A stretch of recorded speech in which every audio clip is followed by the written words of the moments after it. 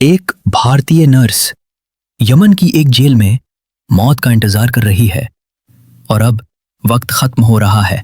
सिर्फ 6 दिन बचे हैं। 16 जुलाई 2025। फिर हो सकता है सब खत्म हो जाए। उसका नाम है निमिषा प्रिया, केरल की रहने वाली, एक माँ, एक नर्स, एक इंसान। लेकिन आज दुनिया उसे एक और नाम से जानती है, यमन में फांसी की सजा का सामना कर रही भारतीय महिला। अब सोचो, एक ऐसी कहानी जिसमें कानून, राजनीति, धर्म, भावनाएं सब कुछ है। एक कहानी जहां एक इंसान की जिंदगी सिर्फ एक हस्ताक्षर पर निर्भर करती है, और वो हस्ताक्षर किसी औरत या मर्द का नहीं, बल्कि उस आदमी के घर वालों का है जिसका कत्ल हुआ। ये सिर्फ एक कानूनी मामला नहीं है, ये एक कहानी है इंसाफ और बचे रहने की। ये सिर्फ निमिषा की कहानी नहीं है, ये उन लाखों इंडियंस की कहानी है जो हर साल नौकरियों के लिए विदेश जाते हैं, जहां उनके पास अधिकार कम होते हैं और जोखिम बहुत ज्यादा। क्या भारत अपनी लोगों को बचा सकता है? क्या वैश्विक कूटनीति में भावनाओं की भी जगह होती है? और सबसे बड़ा सवाल, कौन सी परिस्थितियां थीं जो एक सेवा भाव से भरी नर्स को मौत का सौदागर बना गईं?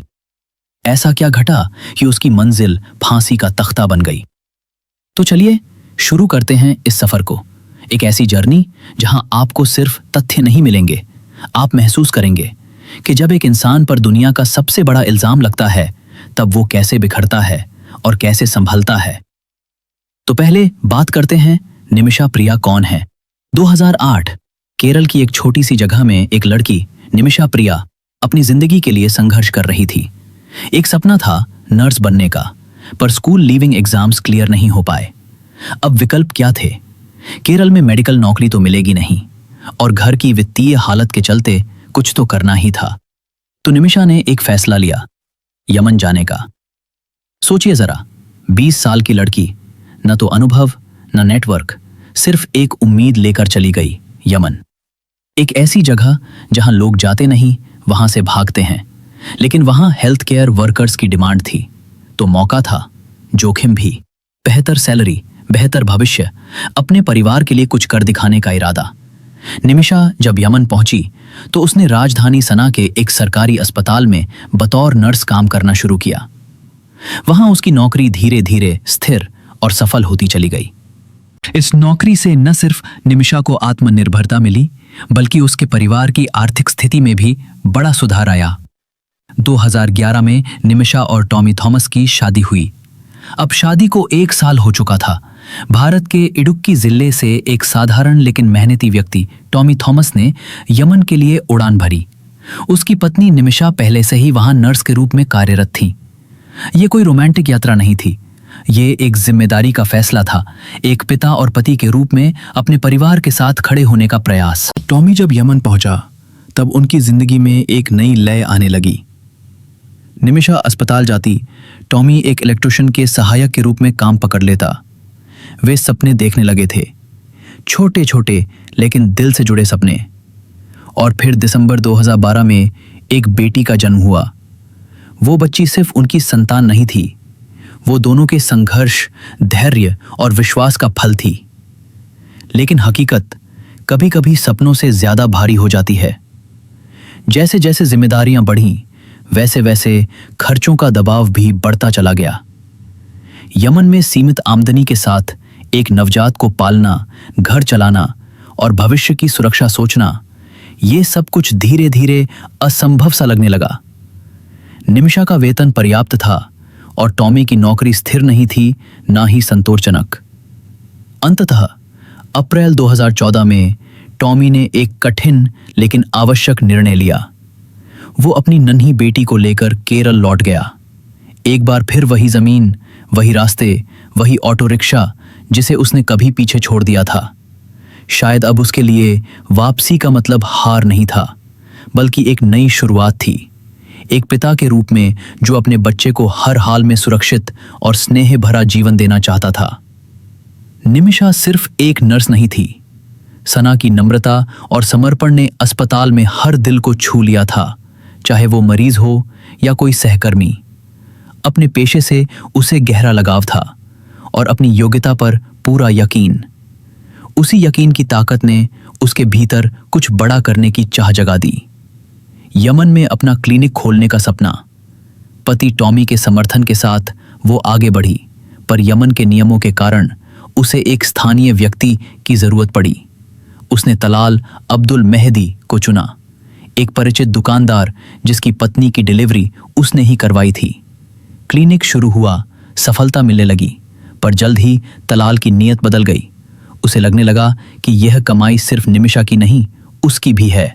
वो जानता था कि निमिषा एक विदेशी और अकेली औरत है जो उस पर भरोसा करती है, और उसने उसी भरोसे का फायदा उठाना शुरू किया। जो क्लिनिक निमिषा के सपने और संघर्ष का प्रतीक था, अब लालच और धोखे की परछाई में आने लगा था। जिस क्लिनिक की हर ईंट में निमिषा की मेहनत की गूंज थी, वहां अब तलाल की निगाहें सिर्फ हिसाब किताब पर टिक गई थीं।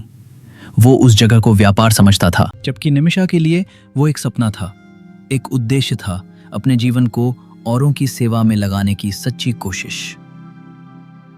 शुरुआत में जब तलाल ने अपने व्यवहार में बदलाव दिखाना शुरू किया, छोटे छोटे आर्थिक निर्णयों में अपनी मर्जी थोपना, कर्मचारियों से सीधे बात करना, कमाई के आंकड़े छिपाना, तो निमिषा ने इसे बस पार्टनरशिप के मतभेद समझ के नजरअंदाज कर दिया।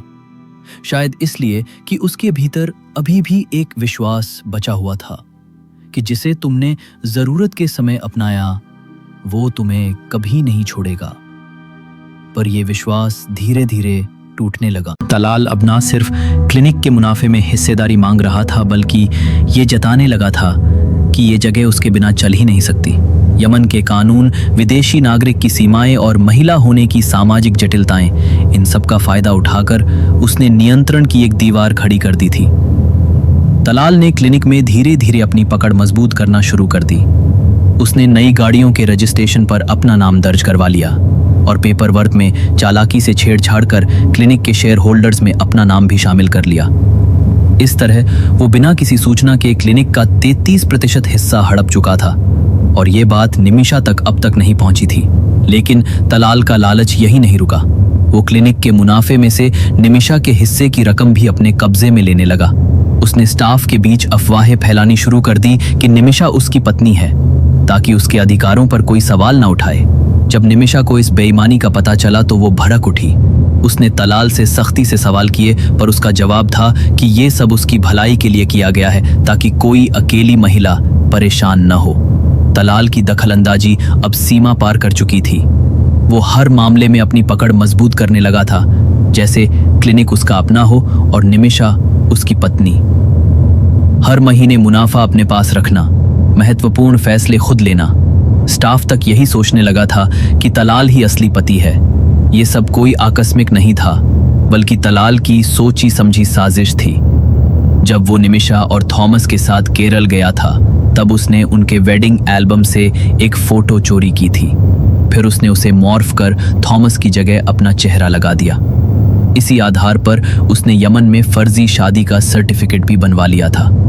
यमन के कानून के अनुसार फर्जी शादी के दस्तावेजों के कारण निमिषा अब तलाल की वैध पत्नी मानी जाने लगी थी। तलाल के पास न सिर्फ स्थानीय समर्थन था, बल्कि कानूनी सहारा भी।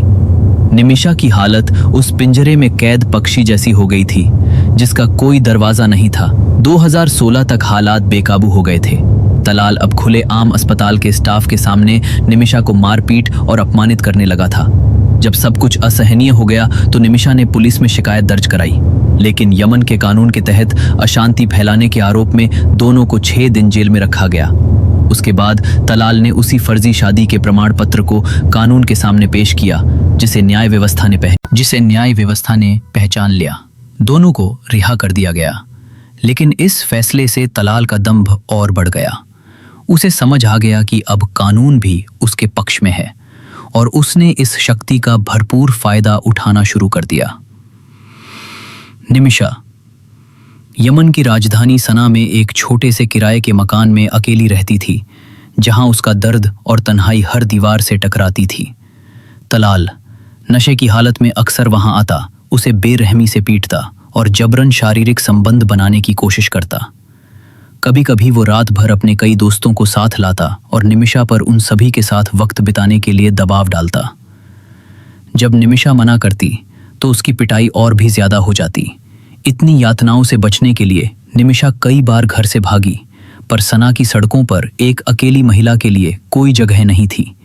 वो पूरी रात डर और हताशा में भटकती रहती, अपनी जान और इज्जत बचाने की कोशिश में। तलाल ने उसका पासपोर्ट भी छीन लिया था ताकि वो कहीं भाग न सके। निमिषा ने क्लिनिक के पास ही एक छोटा घर किराए पर लिया था, खासकर उन स्टाफ के लिए जो शहर के दूर दराज से आते थे। लेकिन तलाल ने भी वहां कब्जा कर लिया और अपनी पत्नी और बच्चों को वही ठहरा दिया।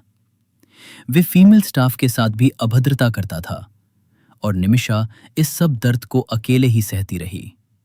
निमिषा के हिस्से के सारे पैसे तलाल अपने पास रखता, उसे बस गुजारा करने के लिए थोड़ा बहुत देता।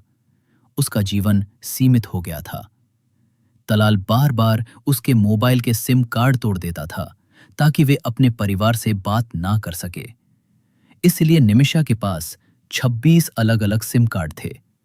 वे चुपके से एक एक करके कॉल करती, कभी कभी वॉइस नोट भेजती थी। ये कॉल अक्सर 1 मिनट से भी कम की होती, क्योंकि खतरा हर पल मौजूद था। निमिषा जानती थी कि थॉमस उसकी प्यारी बेटी और पति, चाहे जितनी चाहे मदद करना, वे कुछ नहीं कर सकते थे।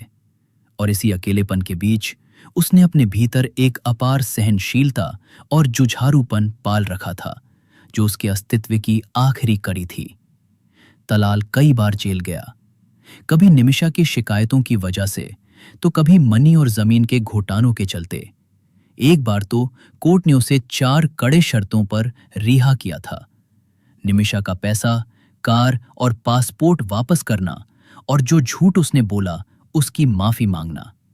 लेकिन बाहर आते ही वह फिर वही साजिशें और अत्याचार दोहराने लगा। निमिषा जानती थी कि इस नरक से निकलने का एक ही रास्ता है, यमन छोड़कर भारत वापस जाना, अपने परिवार के पास। पर इसके लिए उसे पासपोर्ट चाहिए था, जो तलाल ने हमेशा गंदी मांगों और ब्लैकमेल करने के लिए छीन लिया था। निमिषा ने बताया कि जिस जेल में तलाल को अक्सर रखा जाता था, वे उसके क्लिनिक के पास ही था। जेल का वार्डन नियमित जांच के लिए क्लिनिक आता रहता था और उसमें निमिषा को एक योजना सुझाई। जब तलाल बेहोश हो जाए तो उसे ऐसी जगह ले जाया जाए जहां वे पासपोर्ट छिपाने की बात कबूल कर दे। इस योजना में हत्या का कोई इरादा नहीं था, बल्कि केवल बिना नुकसान पहुंचाए पासपोर्ट वापस पाने का प्रयास था। पुलिस वार्डन भी इस योजना में उसका साथ दे रहे थे, इसलिए निमिषा को विश्वास था कि कोई दिक्कत नहीं आएगी। लेकिन नियति ने कुछ और ही लिखा था। जुलाई 2017 की एक घातक शाम तलाल नशे की हालत में घर आया। निमिषा ने छिपकर उसे सिडेटिव का इंजेक्शन दिया, पर उस दिन कोई असर नहीं हुआ। अगले दिन निमिषा ने दोबारा वही इंजेक्शन लगाया। कुछ ही मिनटों में तलाल जमीन पर गिर पड़ा और दर्दनाक चीखें छोड़ने लगा। फिर अचानक उसकी चीखें थम गईं और उसकी देह में कोई हलचल नहीं रही। डर और सदमे से ग्रसित निमिषा ने उसकी धड़कन महसूस की, पर वो जान चुकी थी कि तलाल की मौत हो चुकी थी। सिडेटिव्स और नशे का घातक मेल उसकी जान ले चुका था। उसका इरादा केवल पासपोर्ट हासिल करना था, पर अब वो अनजाने में एक कातिल बन चुकी थी। निमिषा ने तुरंत अपनी करीबी दोस्त हनान को आवाज लगाई। हनान, जो एक नर्स थी और उसी इमारत के ग्राउंड फ्लोर पर रहती थी, निमिषा की जिंदगी के हर दर्द, हर घाव से वाकिफ थी। वो जानती थी कि तलाल की बर्बरता ने निमिषा के मन पर क्या गहरा असर डाला है। तलाल के अत्याचारों ने निमिषा को मानसिक रूप से तोड़ दिया था, जिससे उसे बार बार एंजाइटी अटैक्स और पैनिक अटैक्स आने लगे थे।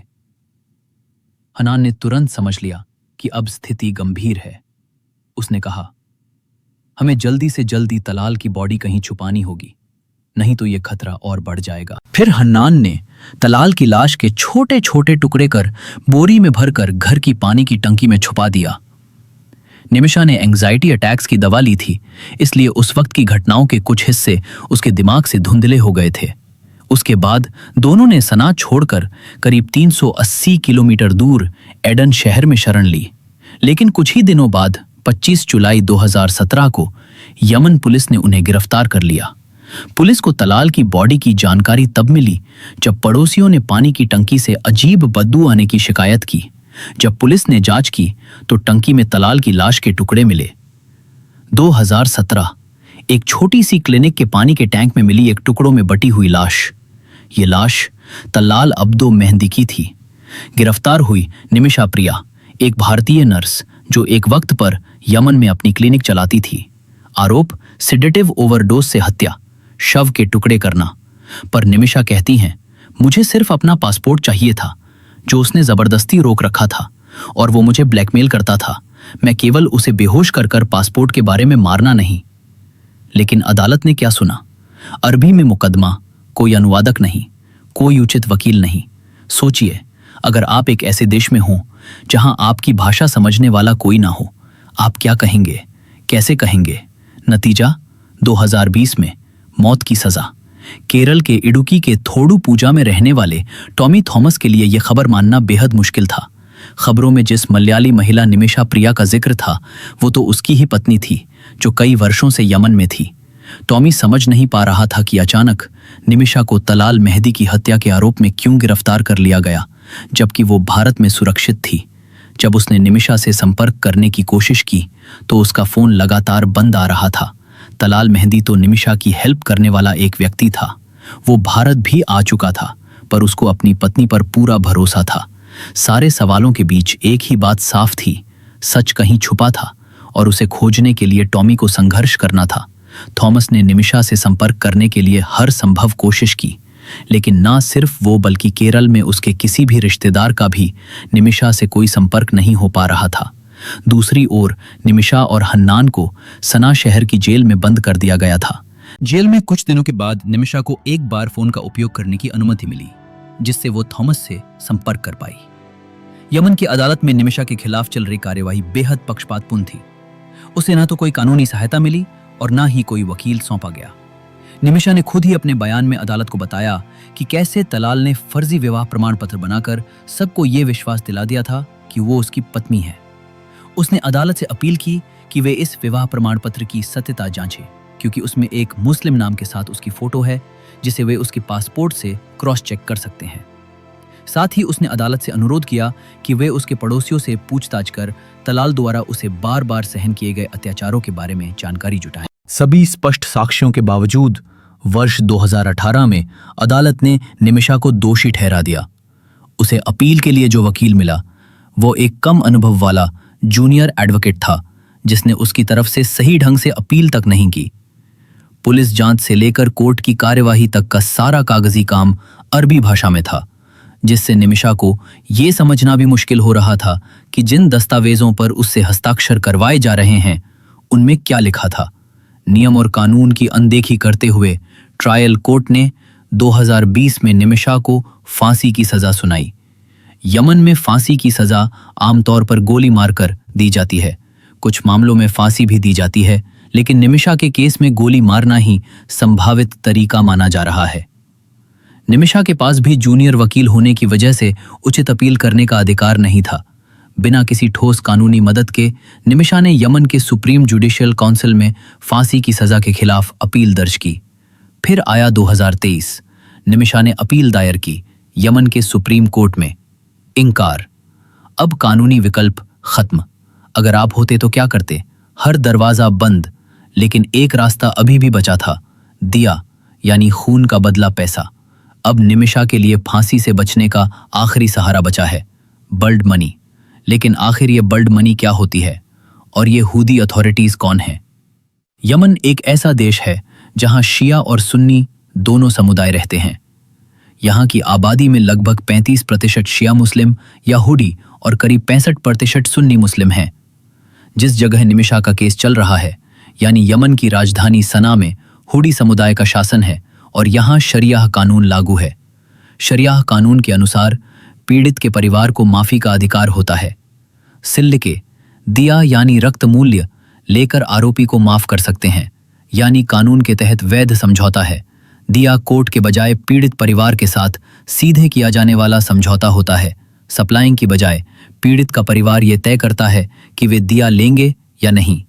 निमिषा के समर्थकों ने लगभग 40 लाख से 1 करोड़ रुपए तक की रकम जुटाई है, लेकिन अब तक पीड़ित का परिवार माफ करने को तैयार नहीं हुआ है।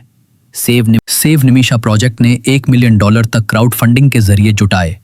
सोचिए, इतना पैसा एक समाज के लिए, एक जिंदगी के लिए, लेकिन मेहदी के परिवार ने अब तक उस पैसे को स्वीकार नहीं किया।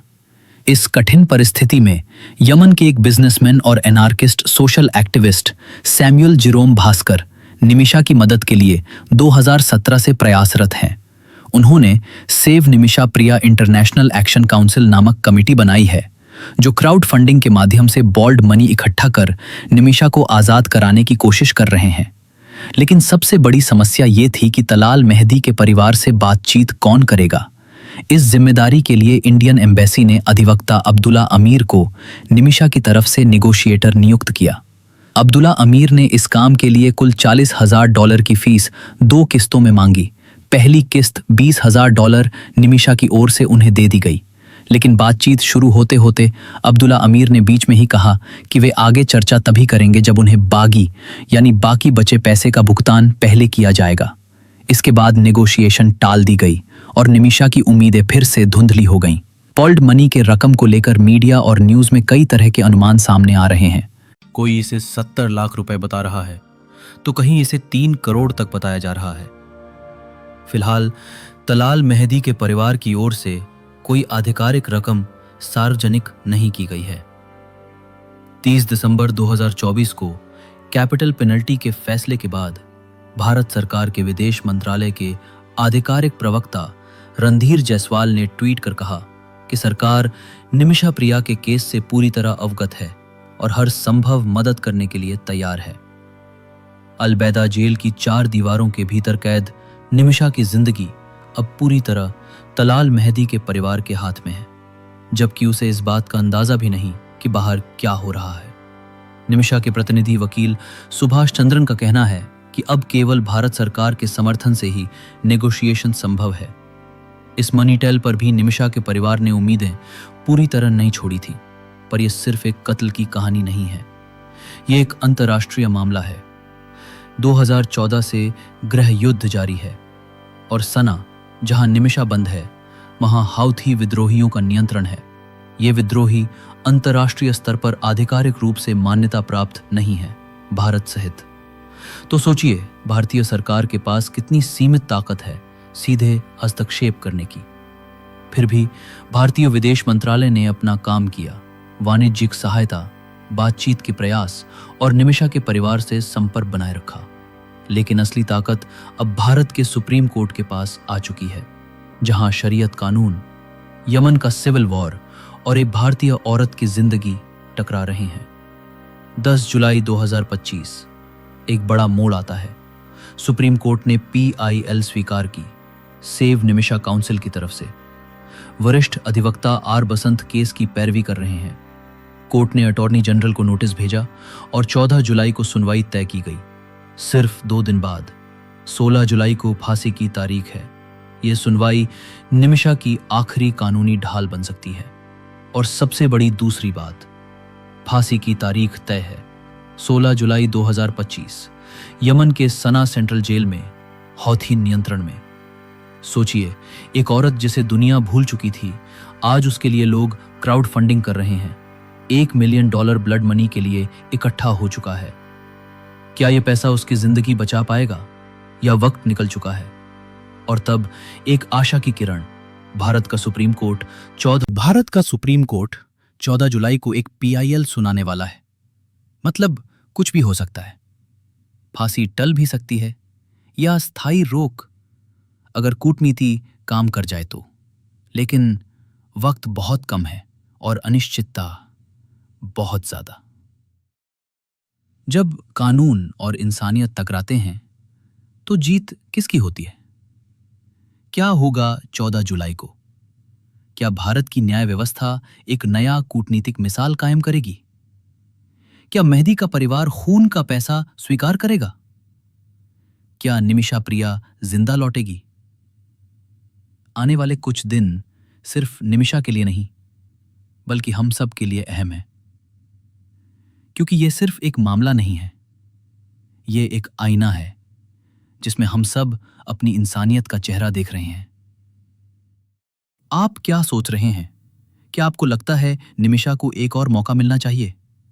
कमेंट करके जरूर बताएं और इस वीडियो को शेयर करें, क्योंकि शायद आपकी आवाज किसी की जिंदगी बदल दे। अब बात करते हैं हम जैसे आम लोगों की। भारतीय समुदाय, खासकर केरल में। केरल के हर कोने से लोग जुड़े। Donation drive, candle light vigil, social media campaign, #save Nimisha Priya एक आंदोलन बन गए। लेकिन ये सिर्फ एक इंसान को बचाने की लड़ाई नहीं थी। ये उन सभी प्रवासियों की आवाज थी जो रोज नौकरी की तलाश में मध्य पूर्व जाते हैं, लेकिन कभी कभी कानून और स्थानीय सिस्टम के जाल में फंस जाते हैं। ये केस एक आईना बन गया जिसमें भारत ने अपने प्रवासी संरक्षण सिस्टम को देखा और सवाल उठाए। सोचिए, अगर मेहदी का परिवार दिया स्वीकार करता है तो निमिषा बच जाएगी, और ये दुनिया भर के प्रवासी मजदूरों के लिए एक कानूनी मिसाल बनेगा। ब्लड मनी काम कर सकता है। लेकिन अगर वे स्वीकार नहीं करते और फांसी हो जाती है, तो भारत को अपने कॉन्सुलर सिस्टम, प्रवासी सुरक्षा प्रोटोकॉल और विदेशी कानूनी प्रतिनिधित्व के तरीकों पर गंभीर पुनर्विचार करना होगा। 16 जुलाई सिर्फ एक तारीख नहीं है, यह एक काउंटडाउन है। एक काउंटडाउन न्याय के लिए, एक काउंटडाउन इंसानियत के लिए, एक काउंटडाउन निमिषा के लिए। आप क्या सोच रहे हैं? क्या आप मानते हैं कि कूटनीति, कानून और इंसानियत को साथ चलना चाहिए? कमेंट करें, लाइक करें और सबसे जरूरी, इस बात को लोगों तक पहुंचाएं। शायद किसी की आवाज से कुछ न हो, लेकिन हजारों लोगों की आवाज एक जिंदगी बचा सकती है। एक केस का फैसला हजारों जिंदगियों के भविष्य का दिशा तय कर सकता है। #Justice for Nimisha, #Save her now, global human rights. दिखने में सिंपल लोग, लेकिन अंदर से शातिर खिलाड़ी। यही है असली क्राइम की दुनिया, जहां भरोसा सबसे बड़ा हथियार होता है। अगर आप सोचते हैं कि आपको सब पता है, तो एक बार क्राइम शास्त्रा जरूर देखिए। हर केस आपको चौंकाएगा, हिलाएगा और सच्चाई के एक नए रंग से मिलवाएगा। सब्सक्राइब करें, शेयर करें, क्योंकि क्राइम को समझना खुद को बचाना है। जय हिंद।